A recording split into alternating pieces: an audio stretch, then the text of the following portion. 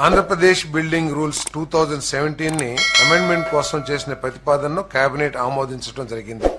రాష్ట్రంలో నిర్మాణ రంగాన్ని పరుగులెత్తించాలని భవన నిర్మాణ కార్మికుల సంక్షేమం కోసం అమెండ్మెంట్ ని తీసుకురావడం జరిగిందని చెప్పేసి మనం చేస్తా ఉన్నాను.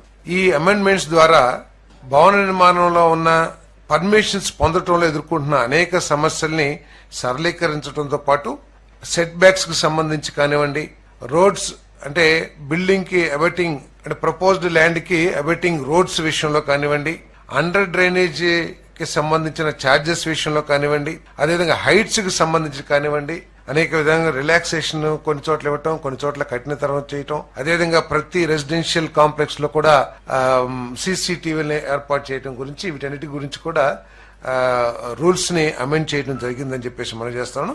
ఈ అమెండ్మెంట్ తో సిఆర్డీఏ పరిధిలో కానివ్వండి, రాష్ట్రంలో కానివ్వండి నిర్మాణ రంగం ఊపందుకుంటుందని చెప్పేసి మేము నమ్ముతా ఉన్నాం.